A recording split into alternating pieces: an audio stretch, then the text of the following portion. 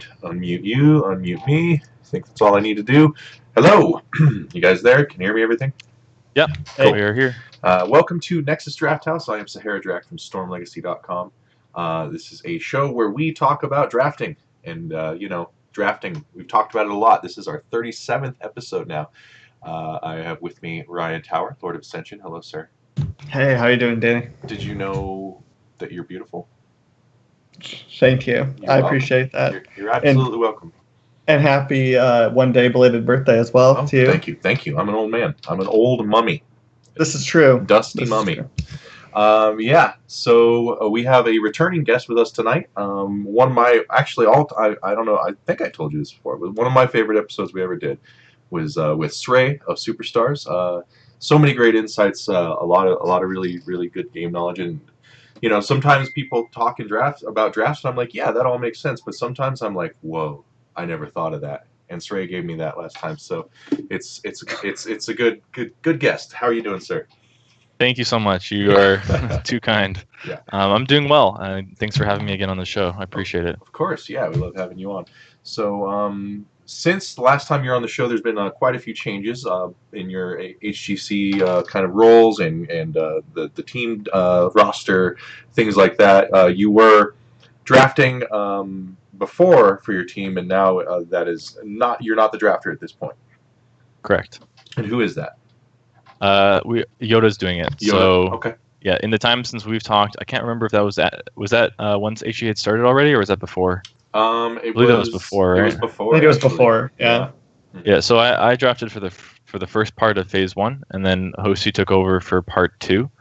And then after that, Hosty was drafting up until Yoda started doing it a couple weeks ago. Okay. And but despite all that, you also had some a role change. So you were a main tank player, and now you're kind of more of a flex. Is that correct?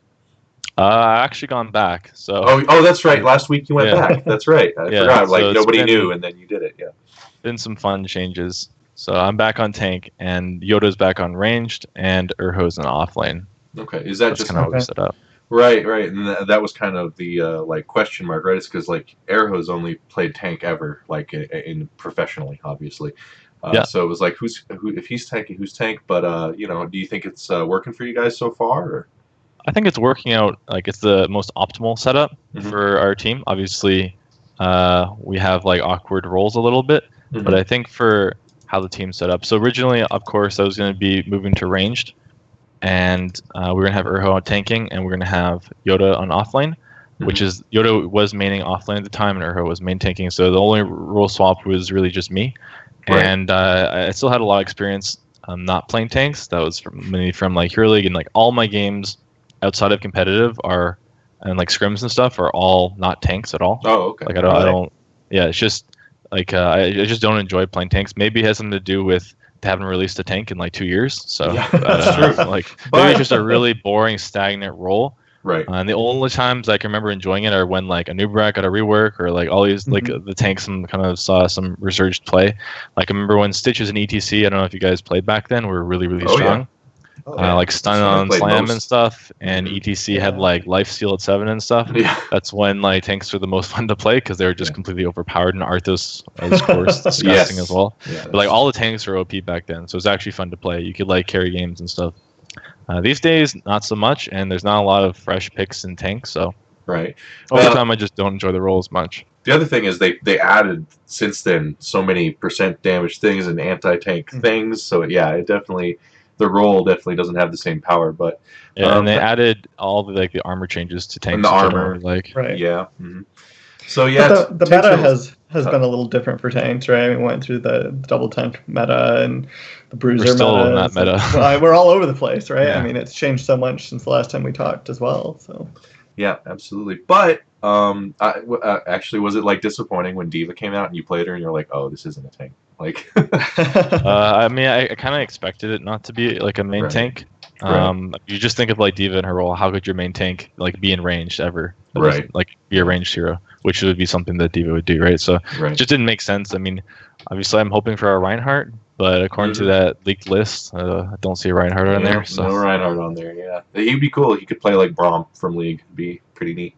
But they did announce Garrosh. He might be a warrior. I don't know if he's his lore He's isn't definitely some kind of melee hero. So. Yeah. He's definitely like a damage dealer in the lore, but that doesn't mean he can't also tank. Like, he's a giant red orc, Well, we've been surprised with some of the other ones too, right? It's true. Stukov, yeah. Stukov, yeah. Did not expect him to be a healer, yeah.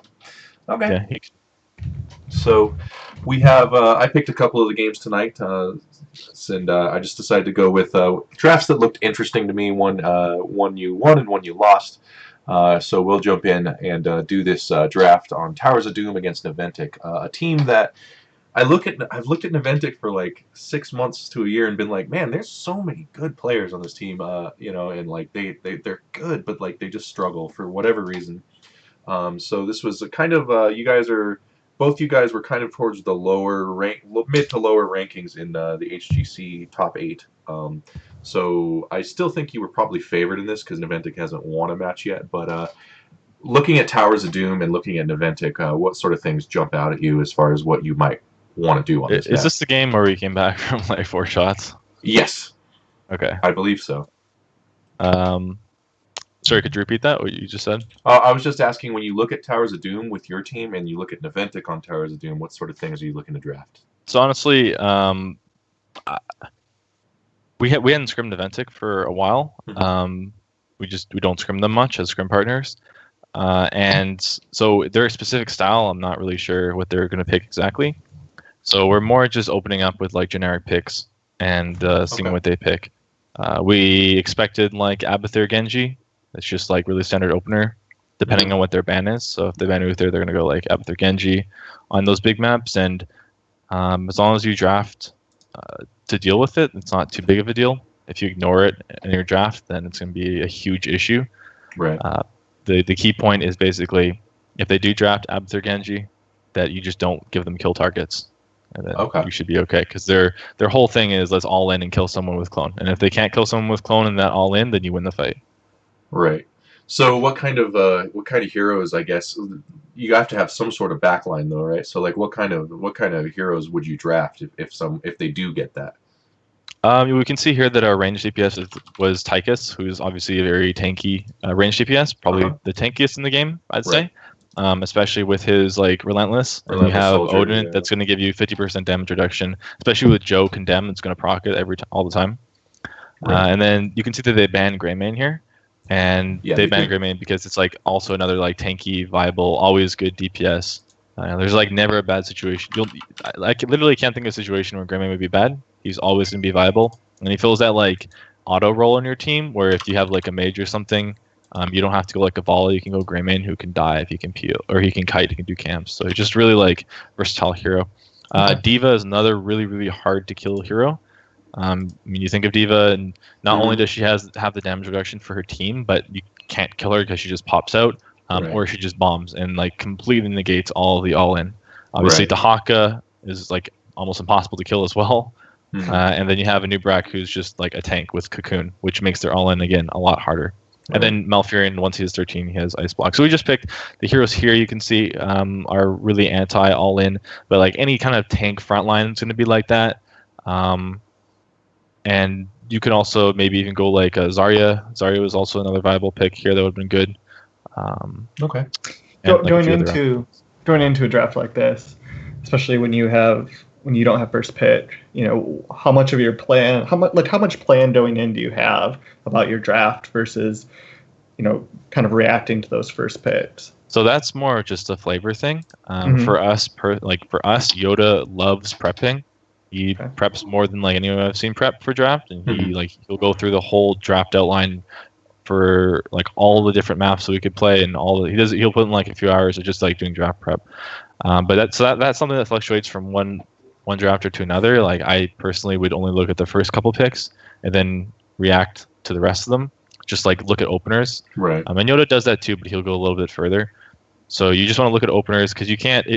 The problem with prepping the whole draft is if one pick is off, then you're like, oh, I didn't follow my plan here. This one pick that threw us off. What do I do now? And then it can kind of like mess with your head because you have everything prepped ahead of time. So thinking on the fly is something that's like a learned skill, Right. and that's really important to have. So how much prep goes into it? Like a moderate amount, maybe like an hour or two of actual time, at least for Yoda. And it also depends on how often you scrim them. So if we scrim them a lot, then we would be able to prep a lot more. Versus if we haven't scrimmed them, we just really don't know what they're going to run. We know that like they're an aggressive team. They like to dive and they like to like push like their advantage. So you can probably look for some kind of counter engage comp. Okay. So going back to the kind of the first phases of this draft, they obviously first ban out Uther, and that's kind of an indicator. Yeah, they're going to do the Genji thing. Plus, it's Niantic; they're a very aggressive type of team. If you had a different first pick in mind, and for whatever reason they left the Uther there, would he be important enough to draft first in your first rotation against a Genji, or would you leave him on the table? Well, Uther is just such a strong hero. Like, yeah, he's also great. It's not even that it indicates anything. He's just good in like every situation. Even if they don't have a lot of CC, he's still going to be pretty good. A lot of times you can like pick an Uther as well, and the team's like, oh, I'm not going to draft any CC against that, and you pick Chen, and they're like, oh, okay, no, we have nothing versus Chen. So you can do stuff like that. And he's just like a good rotation pick. I mean, absolutely, if they're going to pick Genji, you absolutely pick Uther. But even if they don't, you'd probably still pick Uther anyway because he's just so good. There's some situations where you wouldn't, like if they do like a really weird first pick. I don't even know what. Like if they went TAS first pick, you wouldn't rotate Uther, right? Because it doesn't really do anything first time, and he gets out sustained. But if they have like Uther is just really good. You can run double support Uther, which is really common. Like Ariel Uther is super common and hard to deal with. Yeah, it is. Or Uther Brightwing is good too. Okay. So there's a lot of different things you can do with it, and you'd absolutely first rotate it against the Genji. Sure. Okay. So yeah, they ban the Uther, you ban the Tastar, they pick up the Genji, and then your guys' first rotation is actually 2 warriors, Dahaka and Anubarak. Yeah. So in this patch, so we don't really. At the time, we valued Stitches or Anubarak as the best. This is before he got nerfed just recently, as the best tank in the game on towers, or the best tank on towers generally most of the time over Stitches, because those Stitches and Noob are like the 2 best tanks.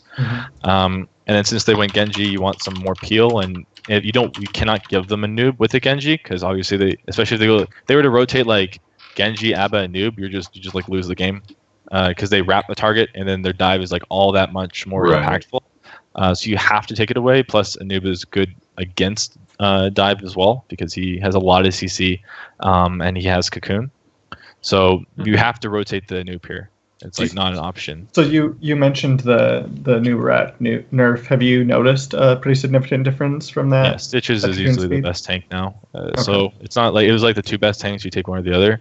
Now it's like Stitches is just like the best tank, and which is weird, right? Because nothing changed. It's just what's the difference? Well, no, and I mean, how far down did a new rat fall in the tank order now? Do you feel? I mean, pretty heavy. Like he's just like kind of slightly above the rest of the tanks. Okay. So there's like Stitches, and then like a noob way further down, and then the rest of the tanks who are all situational. I think he's slightly above the rest of the situational tanks, but besides Dahaka, I think Dahaka is. I don't really classify him as like a main tank though. So. Right. So what's shifted in the meta to create this Stitches is now the king? Like even though nothing changed about Stitches, what do you think it was? Just like a lot of double support, and Uther is really popular, and he's really good versus Uther. Yeah, that's true. Because he sustains through, and he just has like the highest damage of like any tank. I can't even think, like maybe Arthas if he's constantly meleeing, but Stitches is going to have the highest overall DPS of any tank game after game, and then his hook is just like game changing as well. Like even if he didn't even have hook, he'd still be like almost first rotation. Right, especially with the slam over the edge, slow and all that. Yeah, he just does so much damage.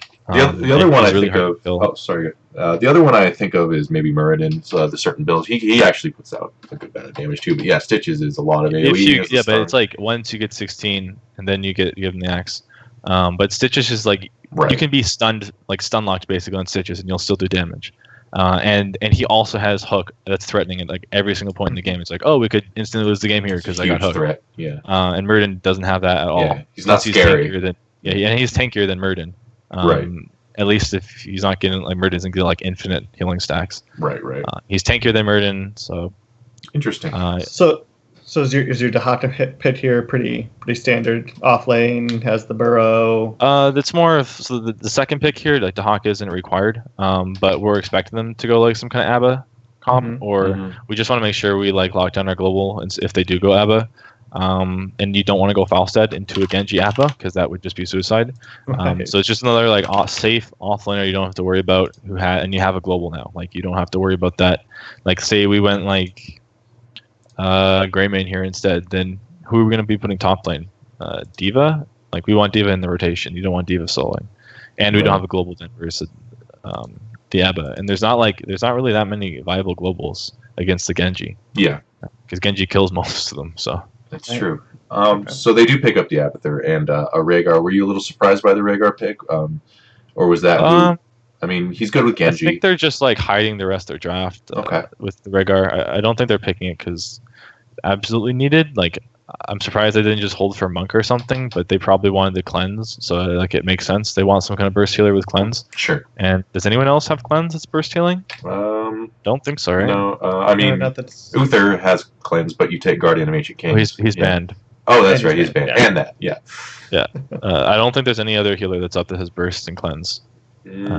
No, there's not that many burst healers, really. You could maybe go Brightwing, but then like you don't have any camp clear now. And Rhaegar is just the most overall safe pick, and it hides the rest of your picks as well, so you don't just get counter drafted. Right. So at this point, you kind of have a somewhat of an idea of what they're drafting, but you don't know they're which is pretty common. You want to hide your. Are you talking about after the Rhaegar? Yeah, after the Rhaegar. No, they're just like as soon as you go Abba Genji, you're going dive comp, burst dive. You're not going sustain comp, right? You're just going dive. So the next pick, like the Joe here, they just took it so their tank doesn't instantly die every single fight. Obviously, a dive tank would be better, but like look at the tools we have to deal with their frontline tank. We would just kill their tank every fight. So they picked Joe here so he doesn't just get like insta-gibbed every single fight, and then they just want to burst to go along with the Genji. Li Ming is a good pick because it counters the web. And then you can also burst a target, and collapse on with the totem. And then resets for Genji as well. Double reset comp, yeah. So if you had not banned Illidan here, do you think they would have went with that? Actually, good pick. They love Illidan. Yeah, they it's play just a lot like, of Illidan. do we like? Is Illidan the strongest pick for them? Maybe, maybe not. Do we want to deal with it? Not really. Yeah. And Illidan is really good versus. Well, I wouldn't say really good, but if they win fights at all, even a little bit with Illidan, they win them super hard because of battered assault with Illidan. Like if you can't kill him off the bat, he just destroys your team. Right. Especially with the hat, and then you have clone as well. Like there's so much dive, it's not even funny. Would they have gone on here? I mean, I don't think it's likely, but I think we just didn't want to deal with it because they're comfortable. They might just do it even if it's like not the most optimal comp. Right. Like if you're thinking the only hero they're going to replace is the Li Ming with an Illidan, and then they have no range really except for the Genji. But I think they would do that. Actually, I do think they do that because they just treat Genji as the range, and Genji's a fantastic range. Then they could go like a shuriken build and just poke. And then finish things off with a reset. Yeah, makes sense to me too. Actually, now that you put it that way. That being said, would you have wanted Greymane had they not banned it here? Yeah, I think we were going to pick Greymane, I believe. Yeah, he's just solid. He's just solid, and it gives us like camp clear. I think the Tychus is better for team fights, but the Greymane's better for like overall on the map. Gives you wave clear, camp clear. Greymane's just really standard. And we could like last pick material or last pick something, whatever that goes along with it as well. Go ahead. I was saying, in addition to the Titus here, you also picked up the Malfurion. Did you consider like a Brightwing, or were you after those roots? We didn't consider a Brightwing, but we did consider like a Monk or something. Okay. The Palm would have been really good here. And he's just like really good versus dive generally. But we ended up just going Melf, I think, because it's just like the CC or something. I mean, it was the Melf because Silence is really good versus Genji if he's diving in. Yeah. And the roots are good off like Cocoon and stuff. So, I mean, I think Monk is better here, but we're just more comfortable with Melf. Right. Like looking strictly from draft. And plus, I mean, it's basically if you're getting bursted like so hard every single fight, like the heals from Melf do nothing. But if you win the fight even a little bit, then Melf is like infinitely better than Monk. Right. And if we were going to go Diva last pick, which we intended to, like the Melf is perfectly fine because we have such an anti all-in comp. Right. Now, I actually like the Melf pick a lot because at this point, Stitches, I mean, with their comp, what they're doing, and it's also a good map for Stitch. Like, he's known for being pretty good on this map just because of the spots. You don't want that Stitches Malf. I mean, they probably wouldn't do that because they already have a Rhaegar, but They're definitely not going to do that. Yeah, but I do like the Malf pick just for that. Now, I expected a Stitches here, but they went with the Johanna Leeming. Why do you think they opted for that over the Stitches just gets shredded. He gets rooted, and he gets Tychus shredded from like full to 0. Like think of the CC we have. So we did get on him. I did get on him. He's stunned. That's like almost 2 seconds. And then he's rooted, and then Tychus is attacking him the whole time. And then Diva's gonna like body block him to death. That's easily over 100% of his health. So it's for the Iron Skin. And it's for the Iron Skins, for the blinds, for his Tychus. It's just for like not dying. Like I said, they just want their frontline tank to not die. Okay. And he still has like good engage. Plus Stitches doesn't really dive. Like Stitches is not a dive hero. No. He's like a poke and like a counter engage kind of hero. Different kind of initiate. Yeah, it's like the one time you really don't want Stitches at all. You really want like Joe is multi-purpose as well. It gives them wave clear. It's safer on rotation stuff. Like if you catch a Joe, you still probably can't kill her. You catch a Stitches, you body block him until he dies. So Joe's just a lot safer, even if it does a little bit less damage. Fair enough. So you guys do round it out with that Diva. Now, I think a Diva is a hero that a lot of people don't really necessarily understand her role, I guess, on his comp, like what she's providing. So if you could explain that a little bit with this Triple Warrior. Well, in our comp, right. Diva. Okay, so just in general, Diva is an off tank. What's the word? Disruptor, and she is just really good in pretty much any situation. Honestly, especially once you hit late game, she's so hard to deal with. Yeah. She's one of the best heroes in the game late game, like in competitive play. And in Hero League, not really, but like in competitive play, she's extremely strong, and that's just because you can't really kill her. She gets her mech back in like 5-10 seconds if it's actually destroyed, if you can actually manage to destroy it. Otherwise it's going to self-destruct. So the self-destruct is good in like against dive. It's good to dive comps. It's really good situational like on maps like Brax's Holdout's amazing. Infernal Shrines, it's you automatically win the shrine with it pretty much. Even if you're like 20 behind, you can still win. And if you get like 10 up on the shrine with Diva, you automatically win the shrine because enemy can't contest it. Not only does the actual blow up, the actual blowing up of her mech secure all the minions when it explodes, but it's like the 5 seconds or however long it takes to explode where you can kill them as well. So it gives you a huge boost, like 15 to 20. Right, to the zone so hard, right? Yeah. You don't want to get caught in it, because if you do manage to get caught in it, it like kills you, even if you're a tank. So Diva's role is basically just as a disruptor, to constantly like she does good damage, and she is there to just like supplement her team, and it's just like a really tanky body that you can't kill. It's always going to be there. Like you can almost never kill Diva. Diva's good. She will literally never die. So it's really, really hard to like get an all-in comp, and it takes a target off the team. So imagine if we had like some kind of like a frontline bruiser. I don't even know who else is up.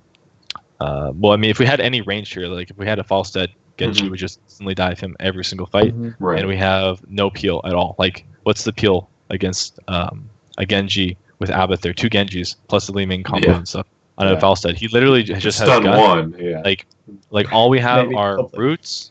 We have CC, but like if Falstead's trying to do damage from the back or something, they dive the back. You can't even get there in time. He's gonna die before even that happens, or he has to literally just instantly ult, and then they just reset the fight and do it again. So if you have like any kind of range there, they get destroyed. If you have a Thrall, he doesn't have the mobility to keep up with any of them. He's going to get constantly like rooted, stunned, frontline. Like he can't go in against frontline. You want heroes that aren't targetable. And you want to reduce the amount of heroes that can target until you have like maybe one or 2 heroes in your team, and then you have your whole team just like around them.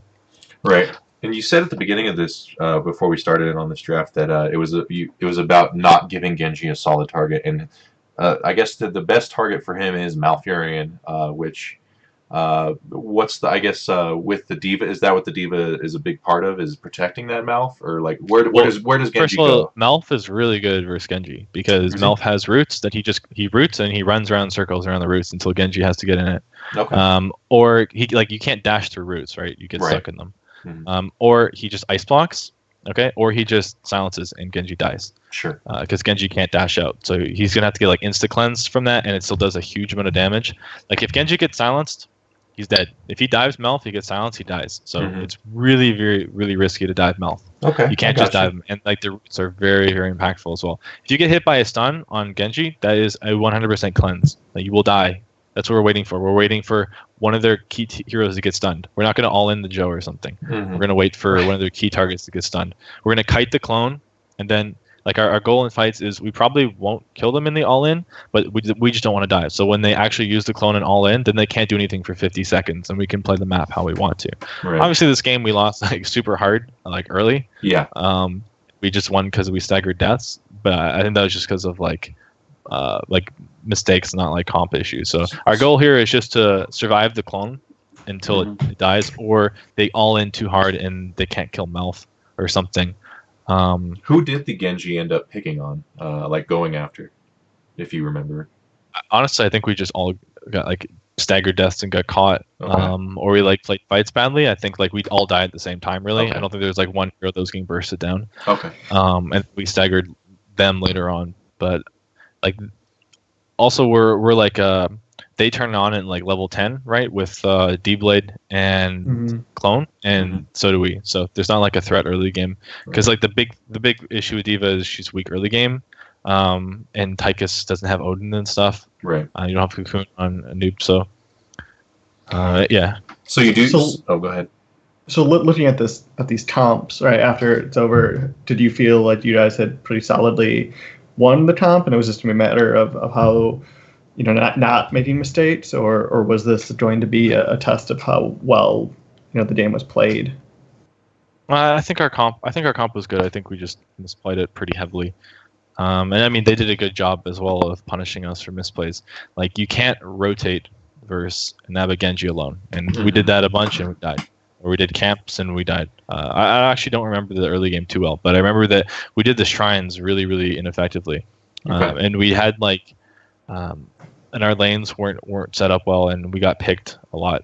Also, I believe I died like multiple times in fights early game. Because I played up, like I would just like play up, and Genji would literally just throw shurikens at me until I died, and then we lost the fight because I would get poked out too much.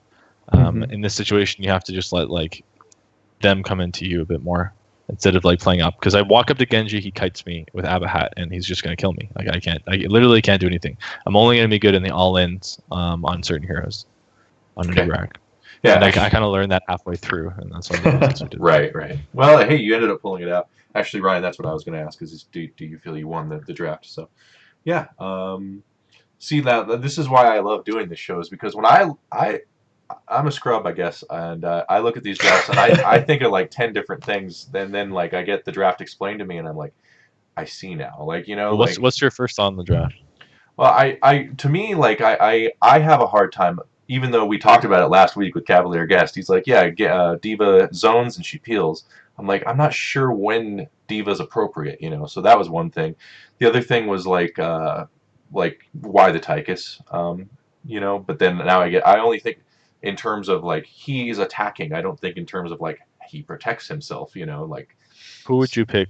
Like, who would you think instead of Tychus? Who would you be more like, oh yeah, that makes sense? Well, now that I've heard this lesson, now that I've heard this, I'm like, yeah, Tychus makes a lot of sense. But if I had not already talked about this, I don't know. I would have been like, can we get a mage, like, or something, like a. But that becomes the Genji target, right, though, right. right? That's what I'm saying, is I'm not thinking of those in those terms, which is why I love doing this show. So now. Yeah, the first thing I thought of was going to be you guys' ability to win was going to be dependent on how easily you were able to shut down that Genji, right? With the Abathur, the burst heal, and cleanse, whether or not you were going to be able to do it effectively. Right. Yeah. There is not a lot of. I mean, I guess that's the other thing that stands out to me, is like you are very good at defense and zoning, but when it comes time to kill someone, how are you going to do it? Which actually ended up happening in the late game. I think not solely, but through your rotations, and you were able to have mismatches, basically 3v2s or 2v1s. Yeah, well, I mean, they got staggered infinitely. So, Yeah. I mean, they deserved to win that game, I think. Or deserve is a weird word, but like they should have won that game. But I think it should have been like a lot closer as well. So you could say that we just threw the early game, and they threw the late game. So it'd be even. I don't know. Throwing the late game is way worse. Right? Yeah. I'd rather throw the Bigger early punishment, I think. Yeah. Just to touch on the diva, diva, it's hard to tell like what diva actually does until you play with a good diva and you play against a good diva. Right. And she's just extremely like I can't emphasize enough. She's just so hard to deal with. Like she's always there. You can't kill her. If you do pop her back, she's back. She shoots you. Like your team will stack because you're like, don't stack for the laser, and then they stack, and the cooldown is reduced to like 4 seconds. So then she gets back in her mech, and she's doing the whole thing over again. Then she has bomb up, and then she bombs you, and then like you can't all in against her. She's also good against all inning. And on certain maps, she's just so annoying to deal with. Like if she was more popular, you'd see so many more bans. If there were more good diva players, right. We would be consistently banning that, but there aren't. So yeah, maybe that's why it's one of those heroes that are like you think they're really good, but they just aren't played, so you don't worry about banning them. Right. Like who's a hero you think is really good in Hero League? Uther. Maybe. Or a good one if there's a good player, a Medivh. Yeah, like if there's a really good Medivh player on their team, you'd probably ban Medivh. At least at high level in Hero League, but then you just don't see it, so you don't even need to ban it. It's not something you have to worry about because it's not realistic. Right. Same thing, something competitive. There's some heroes like that too. Sure. Like target bans. I'm sure if Cho'Gall was more popular, you'd see Cho'Gall bans, but he isn't. Well, he's super popular in Korea. Yeah. Not super. I mean, I'm a big fan. Like the Cho'Gall Ariel thing in Korea right now is like I what was it? Cav said he was. I think it was Rich. He was like literally like. Cho'Gall is the highest priority thing in this game, like hands down. You know, like just getting that, and it's like wow. If you could duo in Hero League, Cho'Gall would be like my first pick every game. Yeah, he carries so hard. Yeah, but that's not you can't. Right. I think another good example is like Vikings. Like if the Vikings were popular, you'd ban them like every game because you just don't want to deal with it. No, it's so annoying. Yeah. So why don't we see more divas or Medivhs even at the higher levels of play? I mean, we certainly see some, but they're not as dominant. You need a good. I mean, you need a good player on your team that does it, right? Like if so is it a matter of people not practicing enough though? Like what is you have to practice the style for it, right? Like if you play around a Medivh, your whole team has to play around Medivh. Like it changes the game. Same with Vikings or anything else. Like or Abathur is like one of those heroes that was like that, but now more they just like there are more Abathur players. Like think if Glau moved to another team. Right. Think They'd be of a Glau Medivh team to in Death for whatever reason.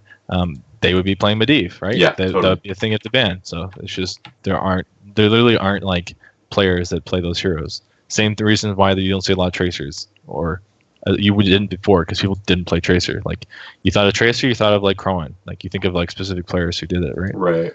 Yeah. I guess, but to me, it doesn't. Is being a good diva as difficult as being a good Medivh or whatever?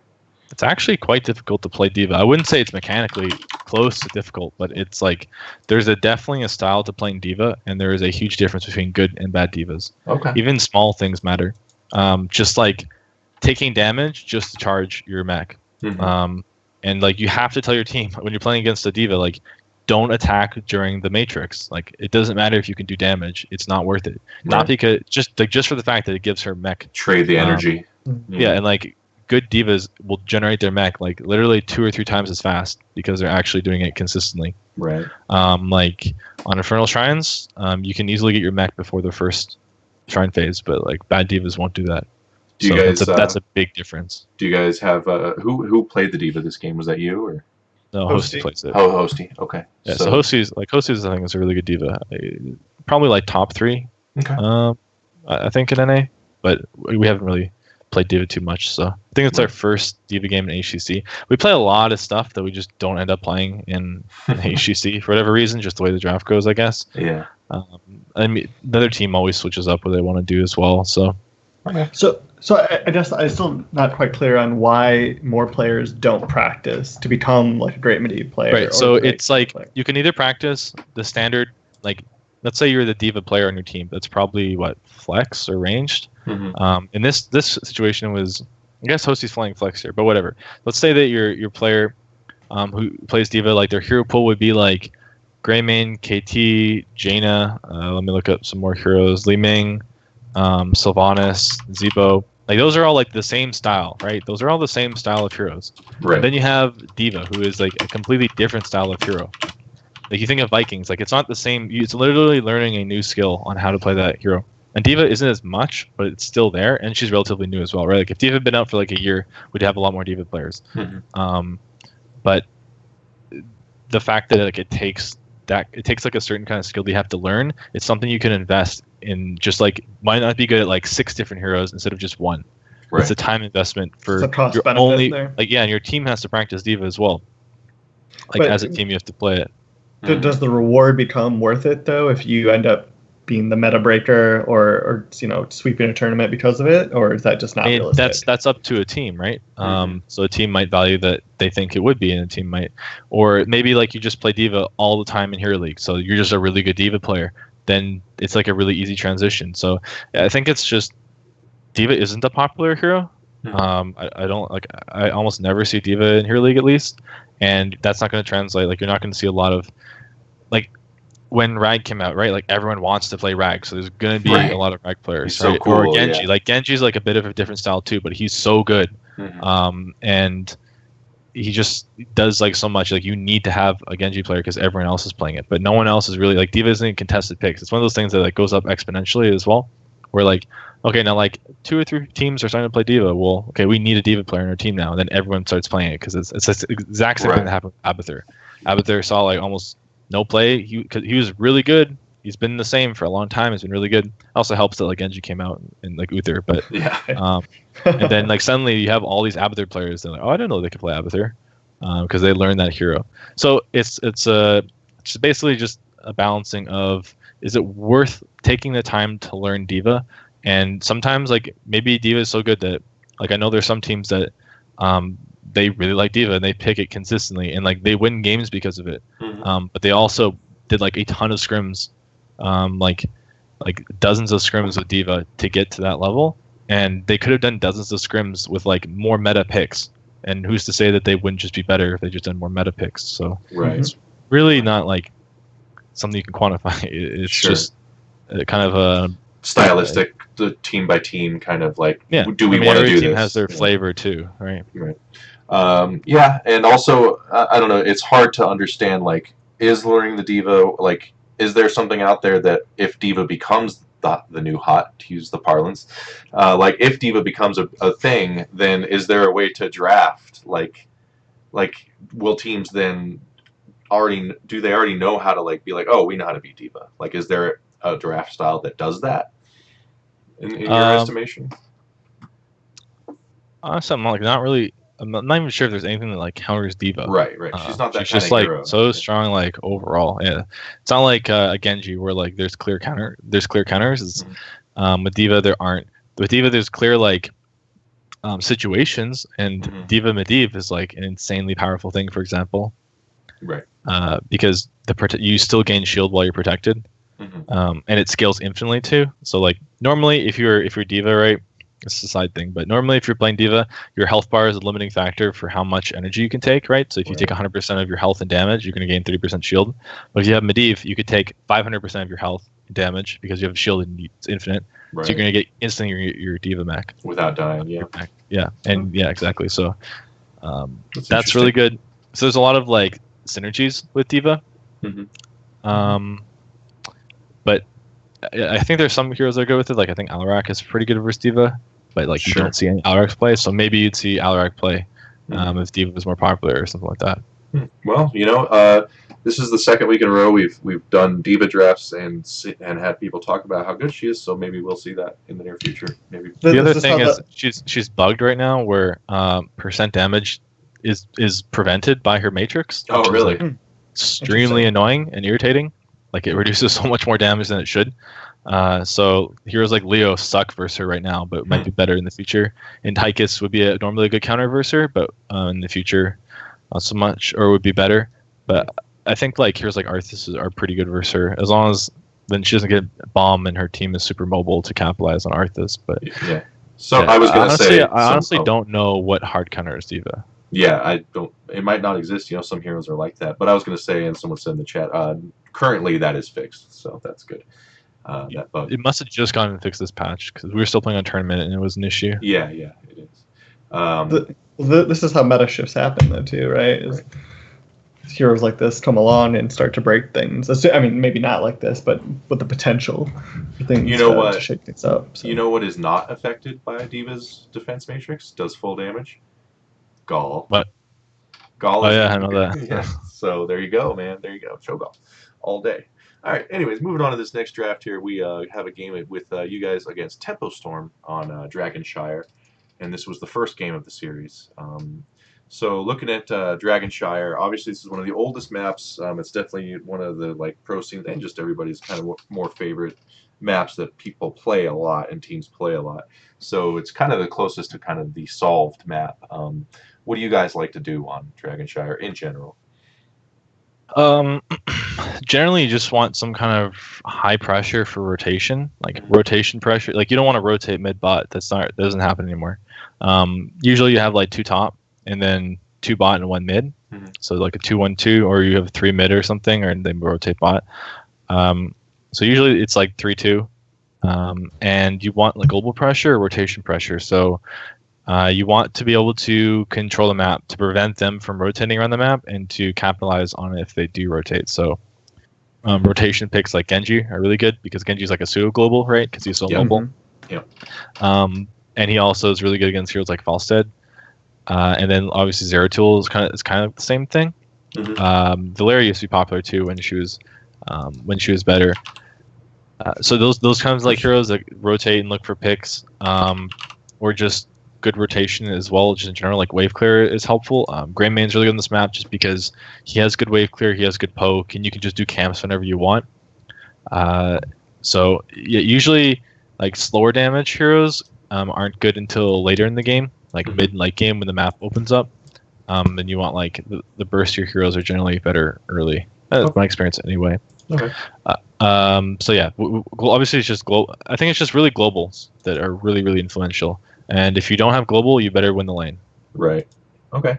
Yeah, that sounds all about like kind of classic. Classic. Yeah, it's a no classic. I don't think anything has changed except you're putting more people top more often. Right. Like it's usually 2. It's almost never a solo lane and rotating. Like the 1-4 thing that happened on like Tomb, and Infernal and Dragonshire just doesn't happen anymore in HOTS. Okay. It still happens in Hero League, but Hero League's like a year behind. So. Right. Oh yeah. Like you'll still be like, why aren't we rotating? It's like we don't need to rotate. Yeah. Right. I actually had a decent Hero League day today, Ryan. Which is very very rare for me. I usually have miserable days. I just spam Zool. Hallucinating or no? I just spam Zool. Like Zool's the new Hero League cancer. Yeah, that's what I ban every game. Yeah, I'm in. I love it. They don't ban it. People do not know how to deal with it. Yeah. They're like, because people ignore wave clear. They'll just like, oh, ARAM, let's all go mid, and then they all fight over mid, and then you have Zool rotating, and you're like, why aren't we ahead? We got 3 kills, and you're down a level. It's because Zool just took like both your towers, and you have been soaking for like 5 minutes. Yeah, it feels great, and I'm gonna do it. You can literally just give up shrines on Infernal, and be up levels. Oh yeah. For like your team will die on the shrines. They'll be like, noob Zool, and then you'll be up a level after just rotating. That literally happened like an hour ago. Yeah, it was great. Of course, the counter to Zool is like coordination and just going to kill him and not letting him clear, but he really doesn't know that. Right, don't tell him. You can tell. I've been telling them for 37 episodes. It doesn't matter. Enjoy it while it lasts, Danny. I will. Oh, I will. Before you slum it back down to low plat. So. Yeah, totally. So you guys did the same rotation as Naventic did in our previous game with the banning the Uther. They banned Nubarek, and you guys picked up Genji. Now, you guys are not as known as this kind of stun lock, dive in comp, but is that kind of where the direction you're going with this on Dragonshire, or is it just Genji is Genji? Are we not known for that? Well, not as much as Naventic, I guess. Like Naventic, that's what everyone knows about Naventic. Yeah. No, we're just picking strong early picks. This is, I think, before we valued Stitches a lot. Where we do now. They leave Genji up. You just take Genji. So you're saying you take Stitches over Genji now? No, I still think here you take Genji. Okay. But just as a separate note, like we didn't value Stitches as much here, so we're like, oh, that's Stitches, whatever. Does the does the Nubarak ban, is that just a clear signal they're going to pick up the Stitches? Considering at this point not there the were time the two. for us. In the future, and like now, yeah, it's really clear. But at the time, no. At least not to me. Like I wasn't really looking at draft too much. Right. I think the Genji though here is like a really easy pick. Like they ban a noob, so Genji's just even better now, right? Because they have no like hard counter to it for the wrap at least. Yeah, that's true. Would it have been worth it to ban the Genji and leave the Anubarat? For them? Yeah. Well, what they want to do here is they want to like secure. If they don't ban noob, like their whole goal here is to take like like I said, the two tanks are the best, and then they take one and they ban the other. So that's like their whole goal here. So that's like what they want to do with draft. So would it be better? I mean, maybe, but that's not what they're trying to do. They're literally trying to make us first pick Genji. Okay, so you do indeed first pick Genji because it makes sense, and then they rotate in the Stitches and Dahaka. So there's the Stitches that you now respect, I guess, kind of, that you didn't at the time of this game. Not that maybe, I mean, they probably still would have ended up with it, most likely. But, again, the double tank opening, obviously one's a global, so that's a big part of it. But when you see the Stitches now, how do you react versus what you actually did? Well, I don't think we lost this game because of draft. Like I think we did like okay in draft. And the game, if I remember, we were winning or like ahead or even until like mid game, and then something happened top, and we got like snowballed on or something. Okay. But I thought our comp was actually okay here. Like I don't think I would really change anything. Okay. Maybe maybe pick up like Rhaegar here and then ban the mouth, but we were also worried that they just go double support. I don't know if that's something they want to do. They would want to go. So like in the situation we're given here, I don't think they were bad picks. If anything, maybe we changed the last two picks, but I don't think they were too bad either. Okay. Sorry, what was your question? Oh no, I was just asking. Now that you have anything? Yeah, now that you have a little more respect for Stitches, I guess, would you draft something other than the Grey Mane Malf right here? Which is, you just answered pretty much. Yeah, I mean, me personally, like I think it's good. Maybe Yoda would think differently and he would draft differently. But I thought it was okay. Okay. Yeah. Yeah. I mean, obviously, like I said, emphasized earlier, you don't want that Stitches Malf. Like that's so gross, you know. So actually, I think I would ban Rhaegar here. Oh really? And then I think I would personally ban Rhaegar and then, or I would take Rhaegar and then ban the Malf. Ban Malf. And then just pick Chromie if they go Ariel. Sure, I could see that. My team is really scared of like they don't want to pick Chromie into Ariel, or they don't do it as much as they should. We still do it sometimes, but like maybe it's because I was playing Chromie a lot now, so and now I'm not playing the range. Not so much, yeah. But I'm personally not scared at all if they go Ariel. We just go Chromie or like some kind of other poke into that. Because I think we were really scared if they go double support, but I think the counter double support is just like really good burst and poke, which I think we have. So I would take that away from them, so it like reduces their rotations. So right here, if you're Tempo Storm and you see that you guys picked up the Genji, the Grey Mane, Malf, clearly some sort of dive rotation comp here. What does Tempo Storm need to do to round this out to kind of save themselves from? At what point? Sorry, after the second ban phase, Ariel and Arthas are banned. Yeah, so they only have Stitches and Dahaka at that point. We have Genji, Grey Mane, Malf. So, like, we're expecting them to go double support or heavy support. Like they could have easily gone like Ariel Vala or something here. You banned out the Ariel. Yeah, exactly. That's why we banned it. Yeah. They also could have gone like they could have gone like Ariel Tass Vala, which is I think what we were scared of at the time. Sure. And then all they have is Stitches and Dahaka, so Arthas is really good versus both those heroes, and maybe against what they want to pick as well to round out the comp. So I guess that's why they banned Arthas. Like he's a good top lane.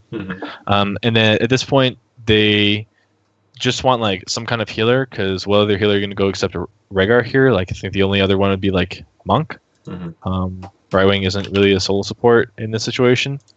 So there's the Rhaegar, and then they have Stitches, so they go KT because they're just going to like burst it up. Even if they don't have like CC from their support, they're still fine going KT. And I think KT is good if they're good with KT. Yeah, and if they're getting hooks. this was the week where NA teams started picking up the Stitches Kael'thas more because of Dignitas at the midseason brawl thing. They had a lot of success with it, so I am all for imitating what works. So yeah, Stitches Kael'thas, Dahaka, Rhaegar.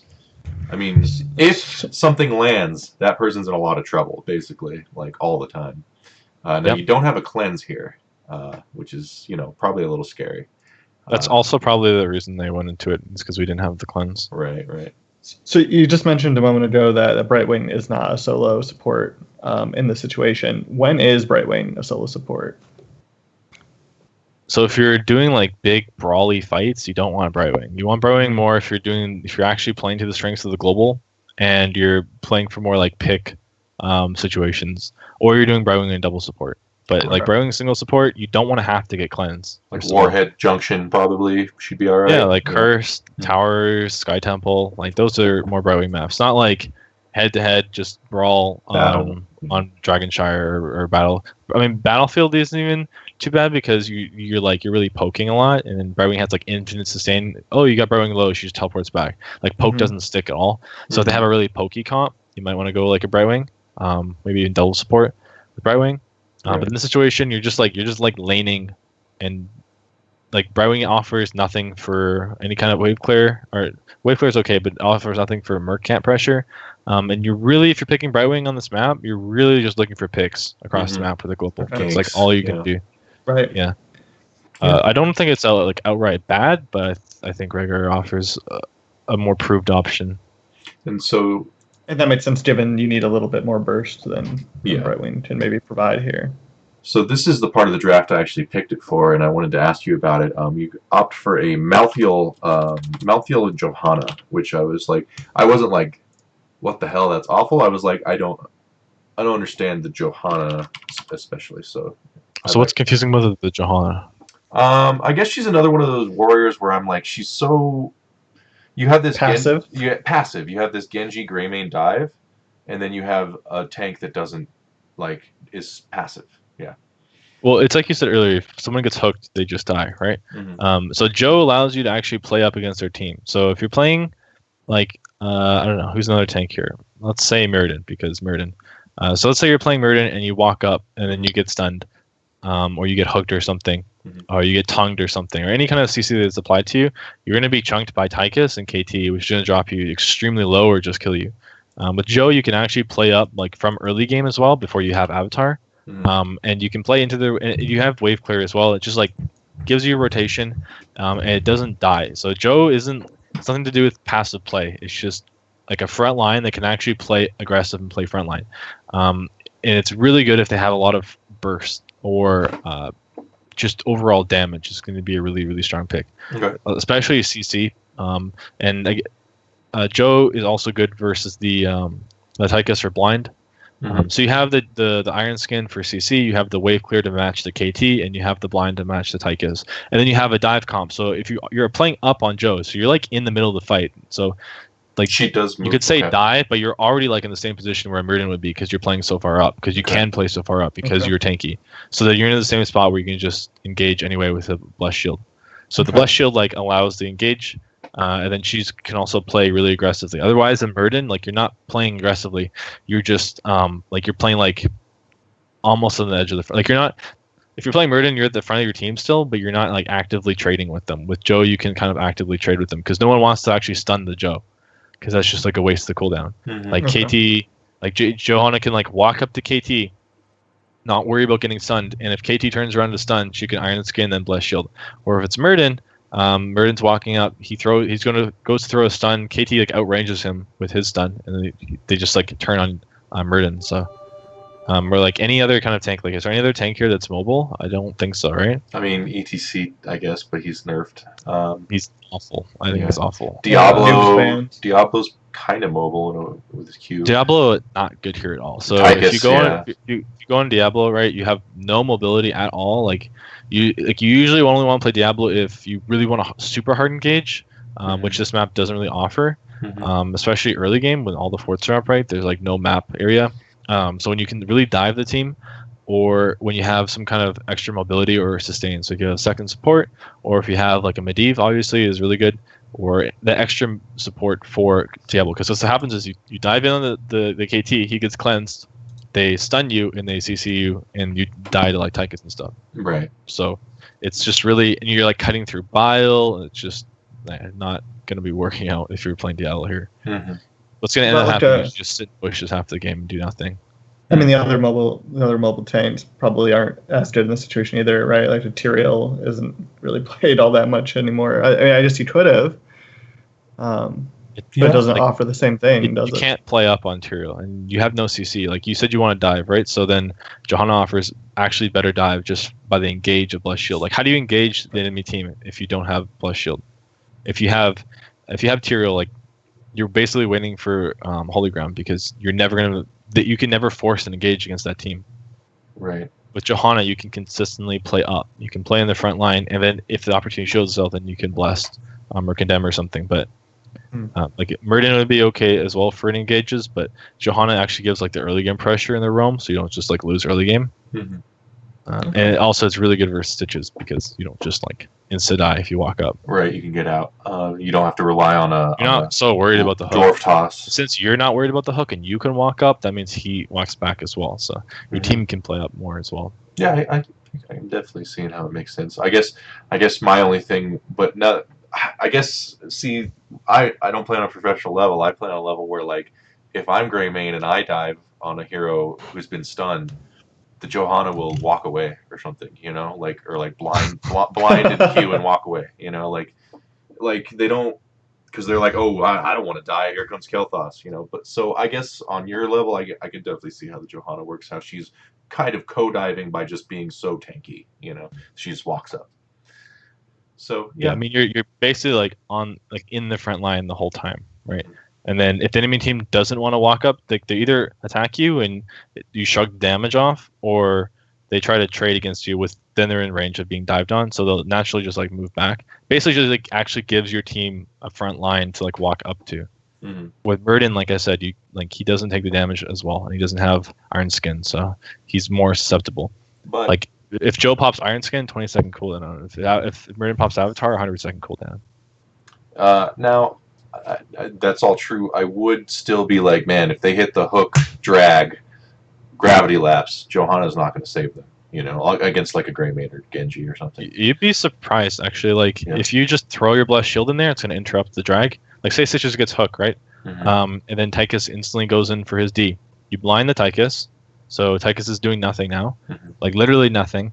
And then the Hawk goes in for the pull, and you throw the Blessed Shield, and then the drag doesn't do anything, so you can actually peel it very, very effectively. Yeah. And then you just walk in with Condemn. You can literally prevent them from doing damage for like 1 or 2 seconds. But in an ideal world, you'd want to use Blessed Shield aggressively, though, right? Like, not necessarily. You just use it when you need to. Okay, fair enough. It is. Is it a long? I don't remember the cooldown. I haven't played it. 60 seconds. It's a short cooldown, like a medium cooldown, I guess. It's a 1.5-second stun that bounces with a 60-second cooldown. Yeah. Okay. Yeah.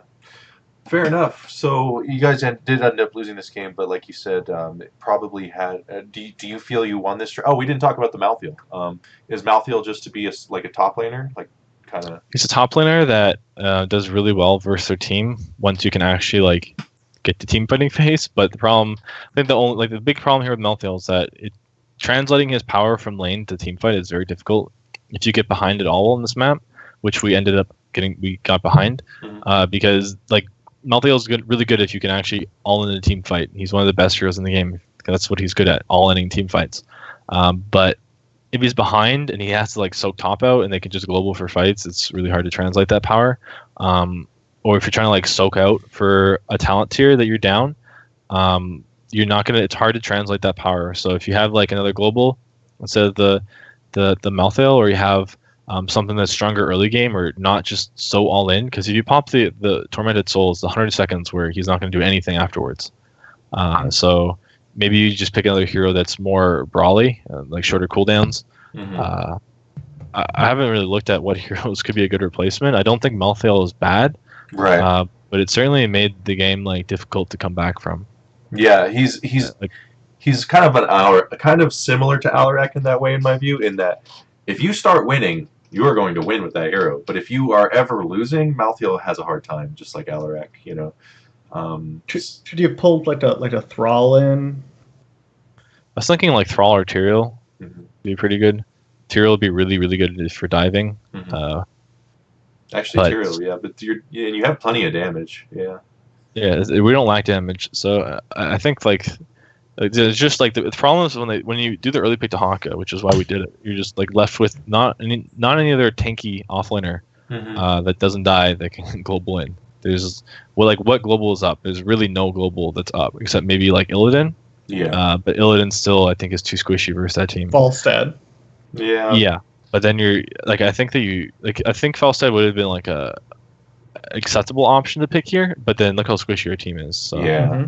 Not really. I wouldn't like the Falstad either, but like in team fights, I don't like it as much at all. But you know, if you're playing the map to the strengths of the map, then I think Falstad could potentially be better. I do like the idea of the Tyrael though. Actually, kind of, I would like kind of be like that's a hard team to beat right there. But I mean, Malthael got nerfed pretty hard, and now people kind of obviously you weren't on this patch, you were on that patch, but we were still on the nerf patch, but not like the super nerf. Nerf, yeah, not the double nerf, yeah. So yeah, okay. I mean, I guess, and I don't remember this game actually. I watched the VOD a little while ago, but I wasn't looking for the Malthael's like performance. Did he struggle or? Basically, from what I remember, was the game was really even, or we were up in kills even to level like 12 or something, and then we misplayed. They got DK. They got like 2 levels off of it, and then the game just like was really hard to come back from that. We tried to force some fights that were in our favor to get back in the game, but it snowballed even harder. And that's just like if we had like it's a Honka who we get behind, he just keeps soaking out. You can much more easily like come back in the game. Yeah. Oh yeah. So it's really important not to mess up like the mid early game if you have no global. I mean, like Genji was our global, but he's not really going to do anything to Honka. Like he can't pressure to Honka at all. I mean, he can, but he's not going to pressure for kills like a Falstad or something. So he's basically just if he goes to soak lanes, he's still going to take a lot longer than Dahaka would to get in the fights. It's play like really carefully, and then Dahaka just pushes them in and stuff. So the Genji doesn't really match the Dahaka very well at all. So I'm saying. Sure. Yeah. That makes a lot of sense. I do want to know though, Ryan. Like last time we asked you what your favorite skin was, and I want to know what your favorite skin is now. Just see if it's changed.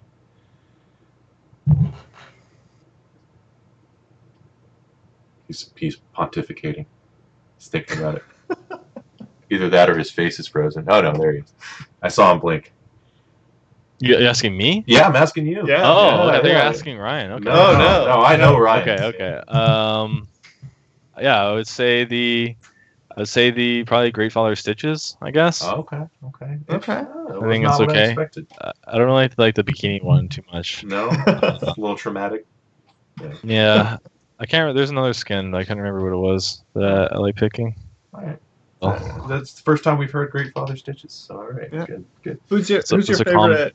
What's that? Who's your favorite hero to play now? Just overall, just to have fun with. Alarak, for sure. Oh, he's so fun.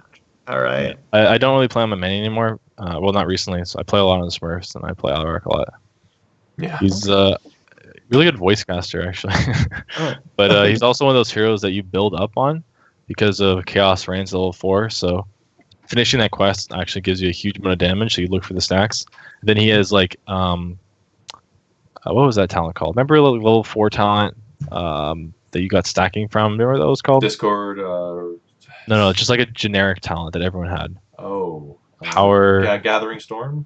Gathering Storm, yeah, that one. He has basically that as a passive, and then once you hit 13, you can stack again. So you have like 3 ways of stacking, and if you actually stack effectively, you'll literally do twice as much damage. So it's really fun. Like, and it teaches you not to die too, because if you die on Alarak, then you lose like everything almost. Yeah.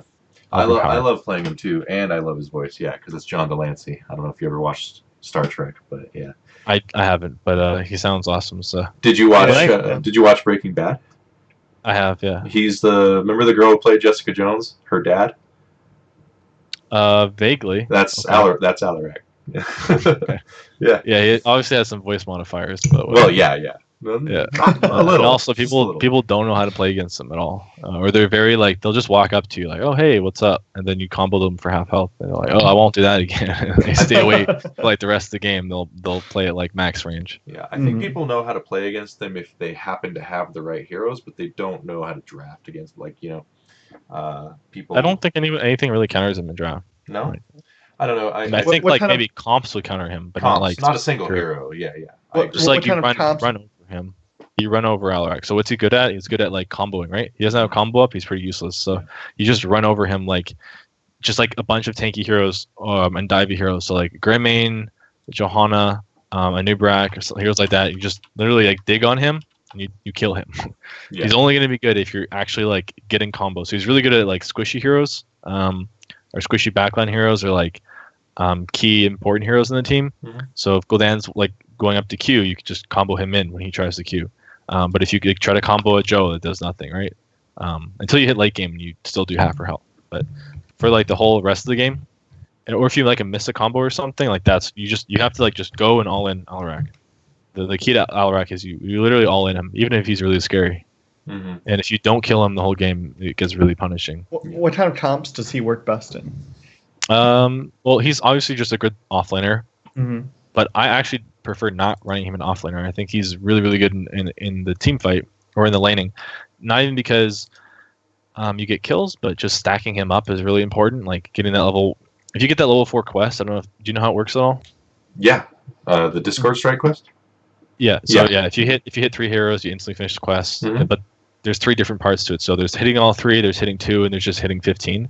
So that actually, if you complete the quest, it increases the damage by at least 300 Mhm. per Q, which is like a huge amount.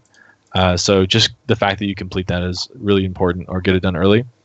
And then he's really good in just with like a Melf. Obviously, he's really good because you push them into root, or any kind of like damage heroes.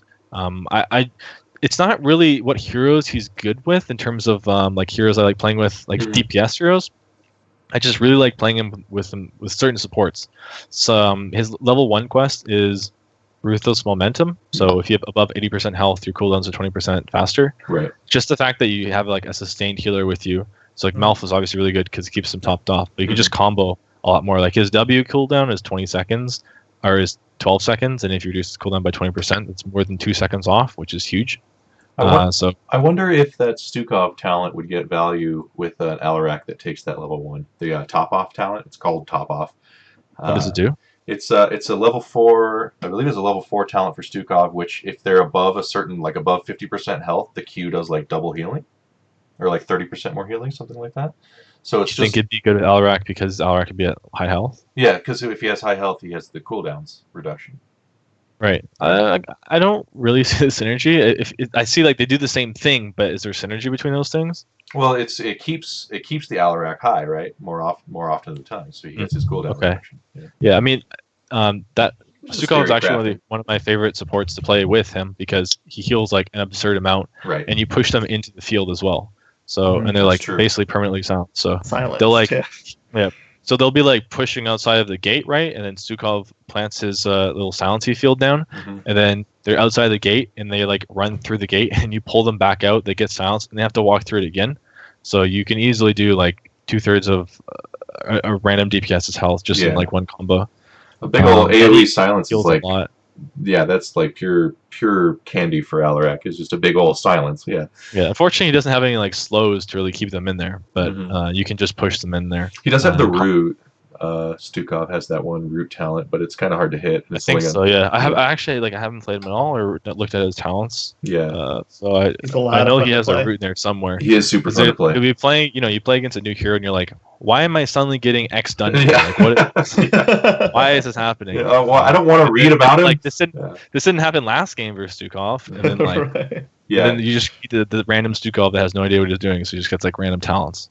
Yeah. But then it's actually like so bad it's good because it like that random talent is pretty good versus you. Yeah, I think a really good Stukov can be really punishing with that talent, because what it does is if they have the W on them, the debuff, and then he hits his silence and then pops it, they get rooted for 2 seconds. So Yeah, I've had that happen to me. It is brutal. Yeah, it's Uh, pretty rough. Obviously, Tyrande would be pretty good with him as well. Sure.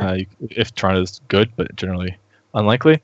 Lucio's decent because you can just has like more mobility for Alarak.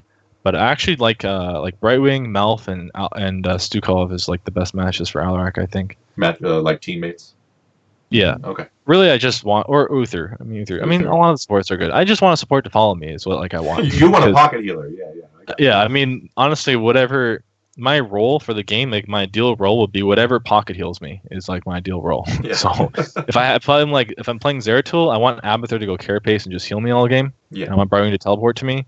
And if I'm playing Vala, I just want like an Ariel. And if I'm playing an Alarak, I just want a Melt. So I just want like those heroes that get pocket healed. Yeah. And because I feel like you can do a lot of them. Oh yeah, for sure. I mean, Alarak is. I mean, it's worth it too because like we said, if Alarak gets ahead, he snowballs pretty hard. He gets just stronger and stronger. I've gone up to 230 sadism or something. So. That's kind of a lot. Yeah, that's triple damage to heroes. Yeah, it's not really realistic though. Usually you get up to like 140, 150 in a game. Yeah. And then you die and you lose all of it. Then you die and you feel really sad. Yeah. Fair enough. Well, I'm glad we got to talk about Alarak because I love that hero. But so we've had a couple of good drafts here. I like the I like the what's it called, Ryan? Where you have a discourse where you ask solid questions of each other. So named after a Greek guy. Anyways, the Socratic method. Socratic method. I like that. I like when we are able to do that on the show because I think it kind of dusts off and unearths more answers than we normally get. So, thank you for going over those drafts with us, Srey. We appreciate you coming on, man. I really appreciate you having me on. Yeah. It's a lot of fun. Do you have anything coming up other than your HGC games? Are you planning on streaming, doing anything like that people might want to know about? We play in Bloodlust. Bloodlust, yeah. In a week or I don't know if that pretty sure it's public for when the time is, but I think it's like in a week and a half. Bloodlust starts. Mm-hmm. I think I'm not even sure if it's public for the bracket, so I probably shouldn't say it. But we play in Bloodlust in like a week and a half. And the reason I haven't been streaming is just because, like I said, I've been playing on Smurfs a lot, and they're secret Smurfs. So so can't let that out there. Yeah, I can't let that out there. Otherwise, I would probably just stream because I don't mind it. If I do stream, I'll tweet it. Yeah, tweet it out there. Right. So. Yeah. Oh, sorry, I was making that ad bigger, Ryan, so everyone can see it. Okay. Let's see what we have coming up. Is we have a video that we just posted today that I think you guys should check out. So I'm gonna link it in the chat once I find my private messages in Discord because I'm a spaz. Nope, that's not it. There we go. Direct messages. I did it. So it's called Nexus by the Numbers. This is our 5th or 6th episode. It's done by our content creator Skizzers, and this episode is actually about Stukov. So if you have like a 30-minute period, did you really want to, Srey, if you're just chilling and you want to watch a thing about Stukov, it's all in depth, every talent, the numbers on every talent, which is ideal in which situation. He gets really, really, really deep on the actual I guess math of each talent choice. So an interesting video for you guys. Check that out. We're going to be doing those weekly. The Stukov one is pretty cool. So follow that link. And other than that, I think we're just doing Nexus Drafthouse and that. And thank you guys for coming by the show and talking about drafts with us. Appreciate it a lot. Yeah, thanks a lot, Srey, for coming on. It's always a pleasure. Thanks so much for inviting me. Soon. Yeah, absolutely. Yeah, cool. And check out that video, guys. We want views because when we get views, then we become, rich and famous for talking about Heroes of the Storm on YouTube. Clearly the point, right here. Yeah. All right. This has been Nexus Drafthouse, episode 37 with Srey. Srey 2, Return of Srey. I forgot I named it that. I really liked it, by the way. Yeah. Let you know. Yeah, thanks, man. All right. And we'll talk to you guys later. Thanks again. See you guys. Good night. Bye.